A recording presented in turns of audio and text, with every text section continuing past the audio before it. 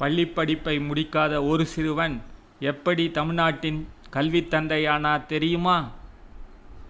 சிறு வயதிலேயே தந்தையை இழந்தார். குடும்ப வறுமையால் பள்ளி படிப்பை நிறுத்தி தாய்க்கு உதவ வேலைக்கு சென்றார். கிராமம் கிராமமாக மக்களை சந்தித்தார்.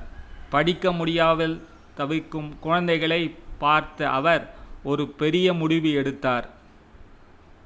தமிழ்நாட்டின் முதலமைச்சரான பிறகு ஆயிரக்கணக்கான புதிய பள்ளிகளை திறந்து கல்வியை ஒவ்வொரு குழந்தைக்கும் கொண்டு சென்றார்.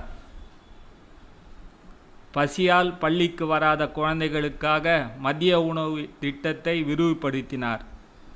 அதனால் ஆயிரக்கணக்கான குழந்தைகள் மீண்டும் பள்ளிக்கு திரும்பினர். அவரது கல்வி புரட்சியால் லட்சக்கணக்கான மாணவர்களின் எதிர்காலம் ஒளிமயமானது. தான் படிக்க முடியாத வேதனையை பிற குழந்தைகள் அனுபவிக்கக்கூடாது என்று வாழ்ந்த மகத்தான தலைவர் காமராஜர். காமராஜரின் எந்த குணம் உங்களுக்கு மிகவும் பிடிக்கும்? கல்வியா, எளிமையா, சேவையா? கமெண்ட்டில் சொல்லுங்கள். மாரல் ஆஃப் த ஸ்டோரி: தனக்காக அல்ல, சமூகத்திற்காக வாழ்ந்தார். இது போன்ற ஊக்கமளிக்கும் கதைகளை குட்டி கதைகள் டிவியை சப்ஸ்கிரைப் செய்யுங்கள். நல்லதை நினைப்போம், நல்லதை செய்வோம். மீண்டும் சந்திப்போம்.